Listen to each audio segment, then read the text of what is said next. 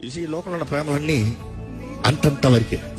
ఈరోజు మనుషులు చూడండి, ప్రేమించామైనా ఆశయించుకుంటాడు. నాకు ఇష్టం లేదని నువ్వు వద్దు నాకు అంటాడు. It is just it's been an lustful love that you are done. నాకు వద్దు.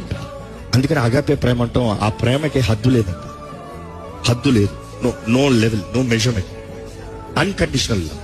హద్దు లేని ప్రేమ, హద్దు లేని ప్రేమ. ఆ ప్రేమ చూసినప్పుడు ఎట్లా అంటాడంటే, దేవుడు అంటాడు, శాశ్వతమైన ప్రేమతో నిన్ను ప్రేమిస్తున్నాను. ఎలాంటి ప్రేమ? శాశ్వతమైన ప్రేమ. నిన్ను విడువని ఎడబాయను. That love is unconditional. అందుకని గ్రీక్ లో ప్రేమ అన్న మాట రాసినప్పుడు 7 రకాల మాటలు ఉంటాయి. అందులో ప్రాముఖ్యంగా 4 రకాల మాటలు వాడతాం. ఫిలియోస్ చూసినప్పుడు స్నేహితుల ప్రేమ, స్టోర్స్ చూసినప్పుడు లేకపోతే స్టోర్కి చూసినప్పుడు కుటుంబ ప్రేమ.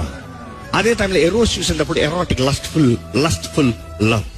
కానీ వీటన్నిటిలో 7 ప్రేమల్లో ద మోస్ట్ వాల్యుబుల్ అని చూసినప్పుడు, ఘనమైందని చూసినప్పుడు అగాపే ప్రేమను చూస్తాం. ఆ ప్రేమకి పేరే అగాపే ప్రేమ. కారణం ఏంటంటే దానికి మించి టైటిల్ ఏం లేదు. అగాపే అనేటప్పుడు దేవుని ప్రేమ, దేవుని ప్రేమ. దానికి సాటి ఏంతో కంపేర్ చేయలేము. ఎందుకంటే స్టోర్కి అంటే తల్లి ప్రేమ, తండ్రి ప్రేమ, సహోదరి ప్రేమ ఒక లిమిట్ వరకే.